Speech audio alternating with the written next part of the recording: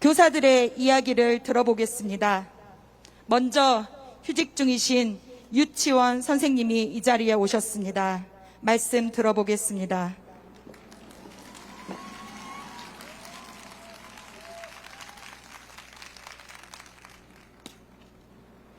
안녕하십니까. 인생 첫 공교육을 맡고 있는 공립유치원의 교사이며 교권 침해로 인한 공무상 재승인 교사입니다. 제가 할 수 있는 건 제 피해 경험을 나누는 것이라고 생각해서 이 자리에 솔직하게 말씀드리러 나왔습니다. 저는 극단적 선택이라는 표현에 동의하지 않습니다. 서희초 선생님은 극단적 선택을 한 것이 아닙니다. 다만 선택의 여지가 없는 극단적 상황에 놓였을 뿐입니다. 죽고 싶을 만큼 고통받는 것, 아니면 자살로 고통을 마무리하는 것, 선택의 여지가 두 가지뿐인 상황에 운 나쁘게 처한 겁니다. 단 10분, 자살 사망자 대상의 연구 결과에 의하면 자살 사고를 시작한 뒤 행동으로 옮기기까지 평균 10분이 소요되었다고 합니다. 이 10분 동안 선생님께서는 어떤 생각을 하셨을까요? 아마도 극한의 두려움과 공포를 겪으셨겠죠. 그리고 자살 장소를 교실로 선택하셨습니다. 선생님은 생애 마지막 10분 동안 선생님의 죽음이 학교로 인한 것임을 알리고자 한 것이 아닐까요? 저는 그저 유아교육을 하는 교사이고 싶었습니다. 그런데 교사는 유치원의 부속품이었고 교권은커녕 인권조차 존중받지 못했습니다. 가장 중요한 건 역시나 민원들이었습니다. 아이가 놀이터를 싫어하니 바깥놀이를 하지 말라는 양육자, 아이가 결석한 날에 왜 요리 활동을 했냐고 따지는 양육자, 한글을 잘 몰라서 스트레스 받으니까 끝말잇기 활동을 하지 말라는 양육자, 시간에 맞춰서 약도 아닌 유산균을 먹여달라는 양육자. 우리 아이는 캐치 티니핑을 보여준 적 없는데 왜 아이가 이걸 알고 있느냐며 관리 제대로 안 하는 양육자. 유치원 밖에서 부모님들끼리 다 터놓으시고 교사가 해결하지 않으면 유치원을 그만두겠다는 양육자.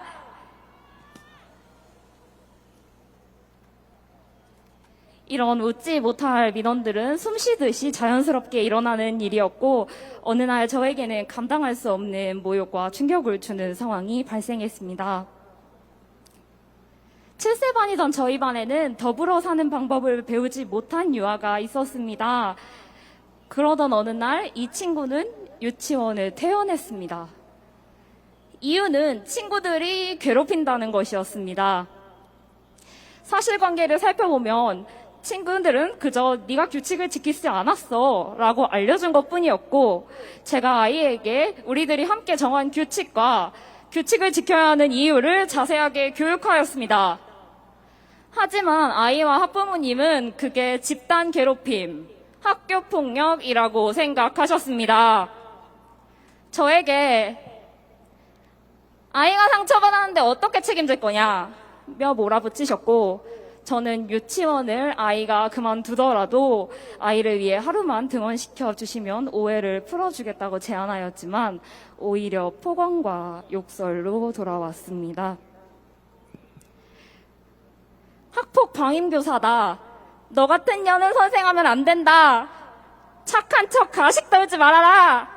아이가 기분이 나쁜데 모르는 게 선생이냐? 양심이 있으면 그만둬라.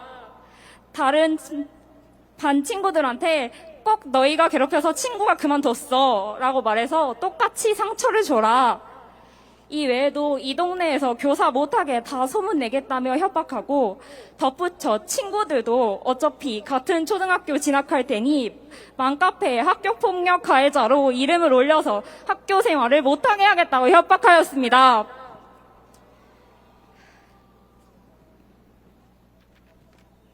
관리자께서는 그저 아동학대 신고를 당하지 않도록 잘 수습하라고 말씀하셨습니다. 저는 정당한 교육활동을 했지만 혹시나 신고를 당할까봐 전전긍긍할 수밖에 없었고 생명의 위협을 느낄 정도로 충격을 받았지만 이런 교사를 지원하는 과정은 전혀 없었습니다. 이 정도는 별일 아니라는 듯이 일상적인 것처럼 평소처럼 과다 업무와 초과 근무가 이어졌습니다.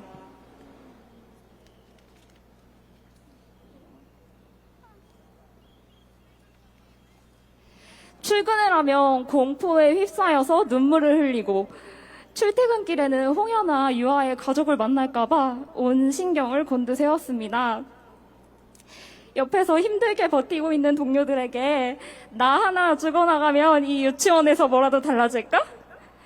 내 정년이 30년 남았는데 이렇게는 못 살겠다라는 말을 했습니다.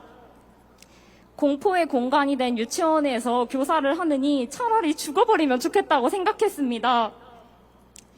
저 역시 극단적 상황에 몰리게 된 것입니다. 선택지는 죽거나 죽을 만큼 고통받거나 둘 중 하나였고 저는 죽을 만큼 고통받고 큰 병을 얻는 것을 선택하였습니다. 제가 무언가를 얻기 위해 이 자리에 선 게 아닙니다. 더 이상 동료를 잃지 않기 위함입니다. 붕괴된 현재의 공교육에서는 아이들은, 학생들은 언제나 기쁘고 행복하고 불편한 게 없고 기분이 나쁘지 않아야 합니다. 친구에게 기분이 나쁘면 학교폭력, 교사에게 기분이 나쁘면 아동학대가 되어버리는 것이 현실입니다. 교육하는 교사가 신변의 위협을 느끼지 않고 안전하게 교육할 수 있었으면 좋겠습니다. 배우는 학생들도 안전한 교육 환경에서 적절한 고난을 극복하면서 배우면 좋겠습니다. 유치원에서 그리고 학교에서 모두가 매일 행복한 일만 있을 수는 없지만 적어도 죽을 만큼 고통스러워서 자살을 하는 사람은 없었으면 좋겠습니다. 고 서희초 선생님께서는 잘못이 없습니다. 저희 교육 현장이 사회가 잘못되었습니다. 고인에 대한 가장 확실한 투명은 진상규명임을 다시 한번 강조합니다. 진실을 밝혀야 저희 선생님을 편히 보내드릴 수 있을 것 같습니다. 서희초 선생님이 7월 18일 돌아가신 후 우리는 폭염 속에서 49일 동안 여름방학을 바쳐서 외쳤지만 달라진 것은 없고 아무도 교육을, 현장을, 학교를, 교사를 지켜주지 않았습니다. 이제는 우리가 서로를 지켜야 합니다. 우리가 현장을 바꿔야 합니다. 우리가 함께 해내야 합니다. 이 자리에 함께 해주신 모든 검은 점과 검은 물결 여러분, 용기 내주셔서 감사합니다. 우리는 살고 싶습니다.